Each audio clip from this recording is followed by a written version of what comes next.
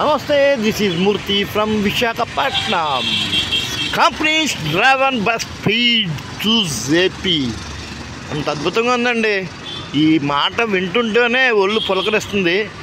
CII సదస్సు విశాఖపట్నంలో November 14, 15 already ఈరోజు 15th వచ్చేసింది. నిన్నవుతే చాలా అంగరంగ వైభవంగా ప్రపంచ దేశాలు సుమారుగా 40 నుంచి 50 దేశాల వరకు ప్రతినిధులు ఇక్కడికి వచ్చి, అంటే ఆ డెలిగేట్స్ రావడం ఒక ఎత్తైతే మన ఇండియాలో ఉన్న ప్రముఖ పారిశ్రామికవేత్తలు కూడా ఈ యొక్క కన్వెన్షన్కి హాజరయ్యి అంత మహత్తరమైన అద్భుతమైన ఒప్పందాలు వచ్చి చేసుకున్నారండి. అది మీరు వార్తాపత్రికలో చూసే ఉంటారు. మన ఇండియన్ గవర్నమెంట్కి ముఖ్యంగా ఆంధ్రప్రదేశ్లో ఇటువంటి పెద్ద ఈవెంట్ జరగడం ఒక రకంగా ఆంధ్రప్రదేశ్ వాసులైనటువంటి మనందరికీ ఒక గర్వకారణం. ఈ యొక్క ఉధృతి, ఈ యొక్క ఉప్పెన, ఈ యొక్క పెట్టుబడుల ఉప్పెన ఇదే రకంగా ముందు కూడా కొనసాగాలని కోరుకుందాం. ఈ యొక్క మహత్తరమైన ఈవెంట్ విశాఖపట్నం ఆంధ్ర యూనివర్సిటీలో జరగడం ఒక రకంగా ఆ విశాఖ వాసన నేను అందులో ఉండడం నాకు కూడా ఒక గర్వకారణంగా భావిస్తున్నాను. చూడండి, ఇది Andhra university engineering college ground అనమాట. సుమారుగా అయితే టైము 5:30 వస్తుంది ఉదయం. అంటే భారీ భద్రతా ఏర్పాట్లు ఉందండి గ్రౌండు. అంతే కదండి, పాజిటివ్ ఎంత ఉంటుందో నెగిటివ్ కూడా అంతే ఉంటుంది. ఇటువంటి అద్భుతమైన ఘట్టాన్ని ఈర్ష్యతోటి కొంతమంది సాడిస్ట్ నా కొడుకు ఉంటారు కదా, అటువంటి వాళ్ళందరి నుంచి పరిరక్షించాలంటే మరింత భద్రతా వలయంలో ఈ యొక్క గ్రౌండ్ పెట్టారు. నేను వచ్చే మార్నింగ్ వాకింగ్కి ఇలా ఇప్పుడు మధ్యలపాలెం సెంటర్ దగ్గర ఉన్నాను అనమాట. విశాఖపట్నం ఆంధ్ర యూనివర్సిటీ ఎంట్రన్స్ గ్రౌండ్లో, అదే ఎంట్రన్స్ గేట్ దగ్గర అలా ముందుకు వెళ్తూ నాకు తారసపడిన విషయాలు మీ ముందుకు తీసుకొస్తుంటాను. ఇది CMR సెంట్రల్, ఓకేనా? ఒక కుటుంబం కానీ, ఒక పట్టణం కానీ, ఒక రాష్ట్రం కానీ, ఒక దేశం కానీ, ఒక ప్రపంచం ఏదేమైనప్పటికీ అభివృద్ధి చెందాలంటే దాని తగ్గట్టుగా సమిష్టి కృషి అంటూ ఉండాలండి. అంటే సింగిల్గా ఏది చేయలేం. ఎంతైనా ఒక పిడికిడి ఉంటుందండి, ఒక అరిచేయి ఉంది. ఒక వేలు, సింగిల్ వేలుతో ఏం చేయలేం, 2 వేలతో ఏం చేయలేం. అదే ఇలా ఒడిసి పట్టుకుంటే పిడికిలు బిగిస్తే ఆ ఉండే బలం వేరే, అంతే కదా. అందుకనే మన అంటే ఎవరైనా సరే మరి కాస్త విజ్ఞత ఉన్న వాళ్ళకి అర్థమవుతుంది. ఏదైనా వర్క్ చేయాలంటే కనుక సమిష్టి కృషితో చేస్తే మరింత బలంగా పట్టుదిట్టంగా ఉంటుంది. ఆ నేపథ్యంలోనే మన రాష్ట్ర అభివృద్ధికి ప్రభుత్వం వారు తీసుకున్న చర్యల్లో భాగంగా ఆ అభివృద్ధి అనేది సమిష్టిగా అందరితో కలిసి మమేకమై ప్రపంచ దేశాల యొక్క సహకారంతో మరింత ముందుకు వెళ్ళాలనే ఉద్దేశంతో ఈ యొక్క క్యాంపెయిన్ జరగడం, ఈ యొక్క కన్వెన్షన్, ఈ యొక్క సదస్సు ఏర్పాటు చేయడం జరిగింది. ఇందులో అనేక ఒప్పందాలకు అంకురార్పణ జరుగుతుంది. ఇవి తప్పనిసరిగా అంటే ఇప్పుడు మెమోరాండం ఆఫ్ అండర్స్టాండింగ్ MOUలు అంటారు కదా, అవి చేసుకుంటారు. ఈ ఒప్పందాలకి తుది మెరుగులు దిద్ది త్వరలోనే రూపు దాలుస్తారు. అంటే కార్యరూపం దాలుస్తుంది. ఆ రోజు ఎంతో దూరంలో లేదండి. తద్వారా మీకు తెలియదే ఉందండి, ఇది కానీ కార్యరూపం దాల్స్తే ఎన్నో వేల మందికి ఉద్యోగాలు వస్తాయి, ఉపాధి దొరుకుతుంది. తద్వారా సర్వతోముఖాభివృద్ధి జరుగుతుంది, ఓకేనా?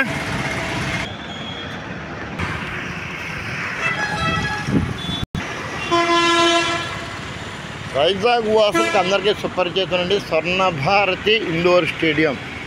ఇది ఒక లోకల్ స్టేడియం కాదు, ఇంటర్నేషనల్ స్టేడియం అండి.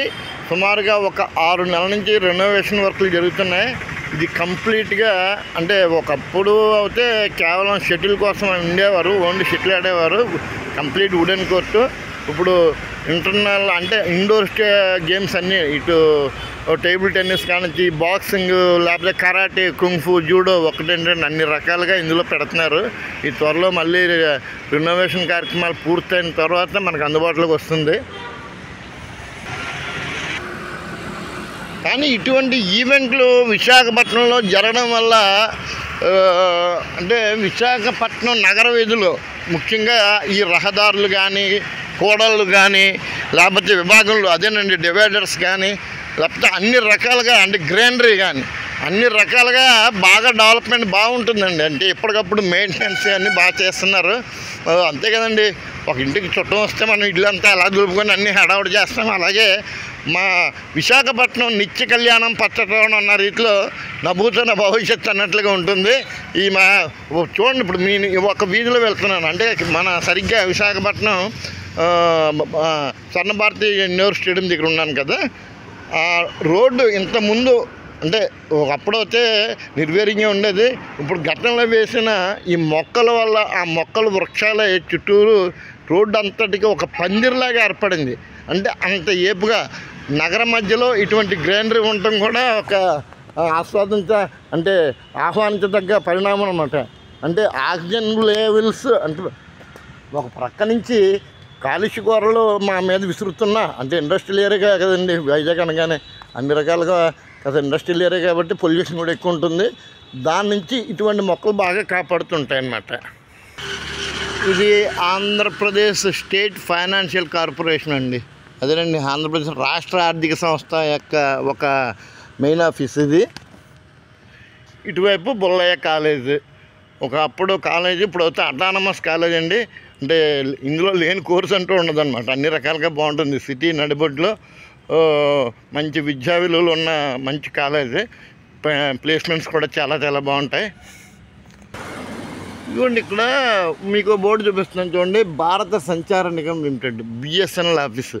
అంటే ఇప్పుడు టెక్నాలజీ టెలికాం రంగం అంతకంతకి అంటే ప్రపంచమే టెలికాం డిపార్ట్మెంట్ మీద ఆధారపడి ఉంటుందండి. ఇప్పుడు సెల్ ఫోన్ కాడి నుంచి నెట్వర్క్ ఇష్యూలు మీకు తెలియదే ఉంది. ఇంత అద్భుతమైన రంగం మరి ఎందుకు చేతనో ప్రభుత్వ రంగం అయ్యుండి నిర్వీర్యం మరి ఉద్దేశపూర్వకంగా అధికారులు చేశారో లేకపోతే రాజకీయ పార్టీలు చేశారో తెలియదు. కానీ ప్రైవేట్ రంగ సంస్థలు అయితే అంతకంతకు మించి అలా ఎదుగుతుంటే ఆ బిఎస్ఎన్ఎల్ని కావాలని చెప్పి ప్రేక నొక్కి ఊపిరి తీసేశారని నాకు అనిపిస్తుంది. మరి మీరు బాగా విజ్ఞులు కాబట్టి మీకే తెలియాలి దీనికి మూల కారకులు ఎవరు. ఒకవేళ రాజకీయ నాయకులు కానీ అధికారులు అయితే కనుక ప్రజలు కళ్ళు మూసుకున్నారు. ఆ విజ్ఞత లేకుండా ప్రజలు తెలుసుకుంటే ఏదైనా చేయొచ్చు కదండి. ఎన్నో ప్రపంచ పోరాటాలే, స్వతంత్ర సమర పోరాటాలే, ఏ చిన్న ఇబ్బంది కలిగినా రోడ్డు మీదకి వచ్చి యాజిటేషన్ చేసే సుసాంప్రదాయం ఉంది మన ఇండియన్స్కి. అటువంటిది నాకెందుకులే అనుకుని వదిలేయడం వల్ల ఇటువంటి మంచి మంచి సంస్థలు కనుమరుగైపోతున్నాయి. ఇదే కోవలోకి ఇప్పుడు ప్రజెంట్ వైజాగ్ స్టీల్ ప్లాంట్ కూడా చేరబోతుంది. కానీ మరి ఎవరు ప్రజలతో ఏం పట్టించుకోవట్లేదు. ప్రజల్లో నేను ఒకరిని అనుకోండి, అందరూ కలిస్తేనే కదా ప్రజలు. ఇందాక అన్నట్టుగా పిడికిలు బిగిస్తే ఎంతటి వారైనా లొంగాల్సిందే. కానీ ఆ సంకల్పం ఉండాలి. ఇది నాది మనది అనే భావన కలిగితే అంతా బాగుంటుంది. చూసారు కదా రహదారి ఎంత నీట్గా ఉన్నాయో. ఎక్కడికెక్కడ డివైడర్స్ రంగులు వేశారు. అంటే మీకు సందర్భం వచ్చింది కాబట్టి చెప్తున్నానండి, చిన్న సబ్జెక్టు. ఇక్కడ రోడ్స్ మీద గీతలు ఉన్నాయి కదా, గీతకి గ్యాప్ ఉంది. ఒకసారి గమనించండి, ఈ గీత ఉన్నది కదా, గీతకి గ్యాప్ ఉంది. ఇక్కడ కూడా గ్యాప్ ఉంది గీతకి, అంటే మధ్యలో రోడ్డు మధ్యలో. కానీ ఇక్కడ గ్యాప్ లేదు, కంటిన్యూగా ఉంది. దీనికో బహుశా మీలో చాలామంది తెలిసేమో అనుకుంటున్నాను. కానీ నాకు తెలిసిన చిన్న తాత్పర్యం మీకు ఇస్తాను. అంటే రోడ్డుపై ఇలా గీతలు ఉంటే మాత్రం గమనించండి, ఇలా కంటిన్యూగా గీత ఉంటే మాత్రం మీరు ఓవర్టేక్ చేయడానికి లేదు. ఫర్ సపోజ్ ఇక్కడ ఉన్నానండి, నేను ఇలాగ వెహికల్ తోటి బండి మీద వెళ్తున్నాను. ఇలా వెళ్తున్నప్పుడు నా ప్రక్క నుంచి ఎవరన్నా వస్తే కనుక ఈ గీత లోపల ప్రయాణం చేస్తే ఎట్టి పరిస్థితుల్లోనూ బండి ఓవర్టేక్ చేయకూడదు. ఆ బండి ముందు వెళ్తుంటే దాని వెనకాలే వెళ్ళాలి. 100% 1 by 1 వెళ్ళాలి. అంటే ఎప్పుడు ఈ గీత లోపల నుంచి, అంటే ఇక్కడి నుంచి కానీ మనం ఈ లోపల ఈ మార్జిన్లో, అంటే ఈ 5 feet గ్యాప్లో కనుక మనం జర్నీ చేస్తుంటే 80% ఓవర్టేక్ చేయకూడదు. కానీ అక్కడ చూసారు కదా గ్యాప్ ఉంది, గీత ఉంది, మధ్యలో గ్యాప్ ఇచ్చారు, మళ్ళీ గీత ఉంది, గ్యాప్ ఇచ్చారు. అలా గీత కానీ అంటే లైన్స్ కానీ అలా గ్యాప్లు కానీ ఉంటే కనుక కంపల్సరీ మీరు ఓవర్టేక్ చేసుకోవచ్చు, నో ప్రాబ్లం. ముందు వెహికల్ వెళ్తుంది, వాడు సైడ్ ఇస్తలేదు, నువ్వు ప్రక్క నుంచి వెళ్ళిపో, ఓవర్టేక్ చేయు, నో ప్రాబ్లం. అదనమాట. అంటే కంటిన్యూ లైన్కిను ఈ లైన్కి తేడా అది. అలాగే మీకు చిన్న చిన్న కోడల్స్లో చూపిస్తాను చూడండి. ఇప్పుడు మేము గమనిస్తున్నాం కదా, చూడండి డివైడర్కి ఎన్ని బాగా రంగులు ఎంత బాగా వేసారు చూడండి. మీరు ఇది గమనించండి, చిన్న చిన్న గ్యాప్లు మధ్యలో. అంటే ఇక్కడ ఓవర్టేక్ చేయొచ్చు, రోడ్డు దాటచ్చు, ఏదైనా చేయొచ్చు. అలా కాకుండా దీన్నే కంటిన్యూ ఉండిపోయింది అనుకోండి, చేయడానికి లేదనమాట. ఇదిగోండి బుల్లయ్య కాలేజీ మెయిన్ ఎంట్రన్స్ ఇది. ఇంకొకటి ఇటువంటి అభివృద్ధి ఫలాల్లో భాగంగానే బుల్లయ్య కాలేజీ ఈ పక్కన ఉంది కదా, దీనికి చేర్చి మహేంద్ర టెక్ అని చెప్పి ఒక సాఫ్ట్వేర్ కంపెనీ ఇది. అంటే ఒకప్పుడు సత్యం కంప్యూటర్స్ అనుకోండి, ఇప్పుడు అది మహేంద్ర టెక్ రూపాంతరం చెందింది. ఇది అయితే regional director of medical health sciences అండి. అదే అండి ప్రాంతీయ వైద్య ఆరోగ్య సంచాలకుల వాళ్ళ కార్యాలయం అనమాట. అంటే జిల్లా వైద్య శాఖకు సంబంధించి హెడ్ క్వార్టర్.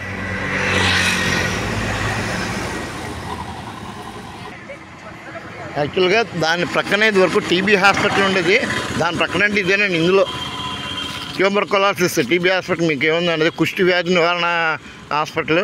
దాన్ని ఇప్పుడు ఇక్కడి నుంచి తరలించేశారు. ఇదే కాంపౌండ్లో ఇప్పుడు విప్రో ప్రముఖ దిగ్గజం సాఫ్ట్వేర్ దిగ్గజం విప్రో కంపెనీ నడుస్తుంది. దీనికి ఆపోజిట్ మహేంద్ర టెక్. అది బోర్డు కనపడుతుంది కదా.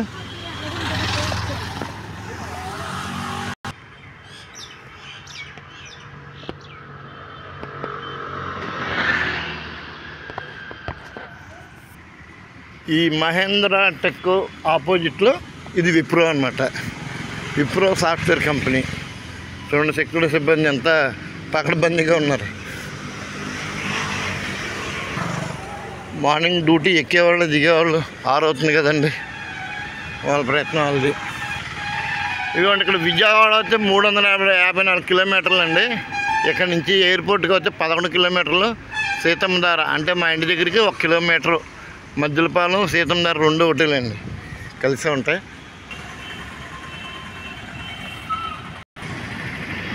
ఇది మహేంద్ర టెక్ వారి ఒక ప్రధాన ద్వారం.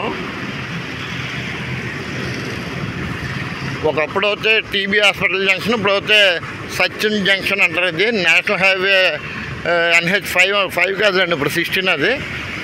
అంటే అక్కడి నుంచి మన విజయవాడ నుంచి టువర్డ్స్ ఇటు ఇచ్చాపురం ఒరిస్సా అటువైపు వెళ్తుందన్నమాట. ఇటువైపు విజయవాడ అయితే ఇలాగా ముందు శ్రీకాకుళం, తర్వాత ఇచ్చాపురం టెక్కలి, అలా ఒరిస్సా వెళ్తున్నది. బాగుంటుందండి వైజాగ్, సుందరంగా రమణీయంగా. ఒకటేంటండి మొత్తం నాలాంటి వారికి ఎంతోమందికి ఆశ్రయిస్తుంది. చూసారు కదా, మార్నింగ్ 6 కాలేదు, ఎంత హడావుడి. ఏదో ఫారిన్ కంట్రీలో ఉంది అనిపిస్తుంది కదా.